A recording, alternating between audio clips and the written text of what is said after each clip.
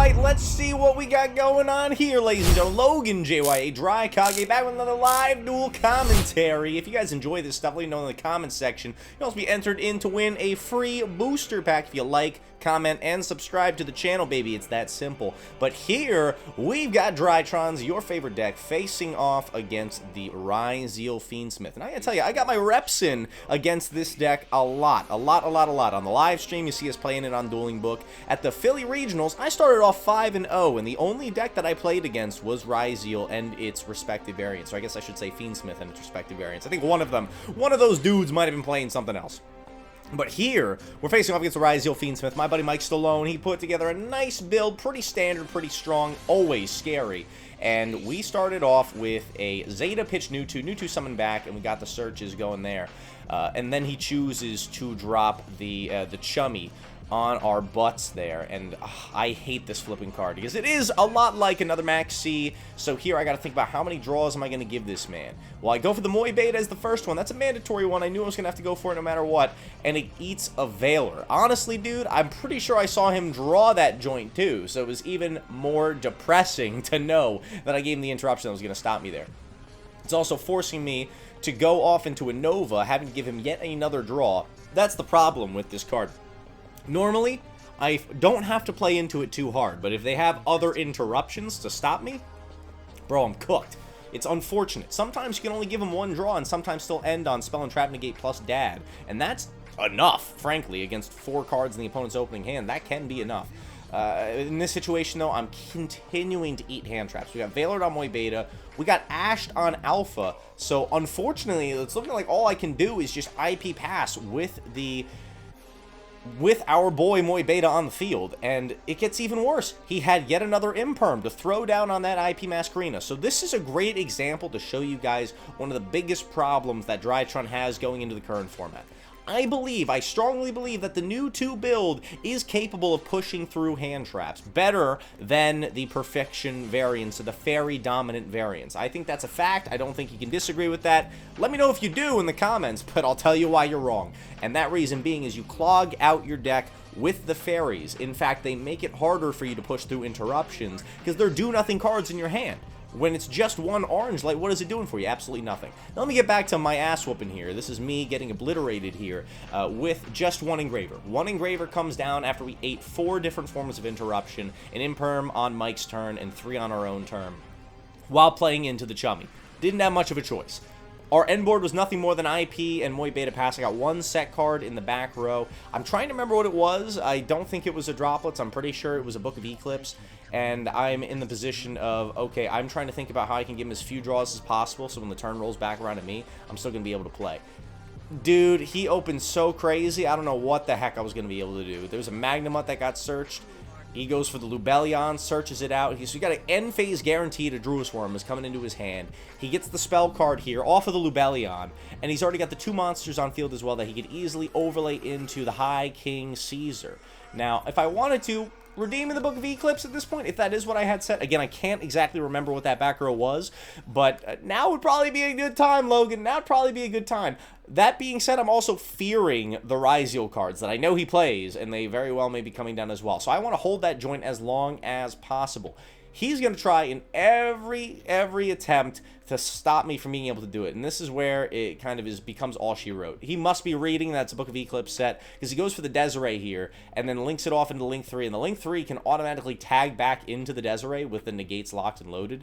Not to mention the fact that the Desiree is also going to wipe out my Moy Beta by using its effect in the grave, or when it's sent, it can also send a card from the field to the grave. Absolutely diabolical. There goes my guaranteed follow-up with the monster I had on field. And frankly, I'm not going to be able to beat on over it. I'm telling you right now. I looked at the next draw. We weren't going to be able to cook. Unfortunately, just losing to the engraver and the hand traps. But that is the reality of the situation sometimes when we're playing in this. So we're coming on into Game 2 now. So, of course, I'm going to be going first in Game 2, and what do we side in for this matchup? It's pretty simple. We're bringing in the Magic-y package. That is absolutely diabolical into this matchup. I'm going to let you know right now that my hand was trash. Absolute garbage. He ashes me on my first name. I'm pretty sure I had double Delta and the Ritual Spell in hand, so I was going to try and draw into an out. He ashes Delta. I don't know if he just knew what was in my hand and was like, oh, yeah, he ain't got no plays. Fair enough, I didn't. So I thrusted for the D barrier, knowing full well that he's playing RYZEAL FIENDSMITH, and that this will hopefully let me lock him out of the RYZEAL package, which is going to be the more concerning part of the end board, and what will most likely end up killing me. I don't think the FIENDSMITH engine on its own can put up the full 8k to take out all of my life points, so I'm like, alright, is what it is. So I'm banking on that D barrier to guarantee me another turn while he goes through his FIENDSMITH plays, knowing full well that I've got it, trying at every point to force it out of me. Fair enough. Fair enough. I tell you what, I respect it. It was a good attempt, and he's doing all he can. He's going in there. He's going for a fusion summon here. I'm not going to be baited, not going to be coerced into calling fusion with the chance of there being a RYZEAL card in hand to absolutely punish me. I want to call Xyz, but I don't want to call Xyz until I really have to do it. So here, I think I was a little interested. He didn't end up lining up the FIENDSMITH Engraver effect to send one of the back rows. I thought that might be what was coming. Instead, he goes for the big Chungus, swings in for damage, and passes turn. So he must not have seen the RYZEAL cards, or he didn't want to commit them to the field knowing that there was going to be a D barrier. I get the Nova, and that's going to be my chance at playing. The D barrier is also going to be what lets me turn off the Caesar and allows me to actually play at all.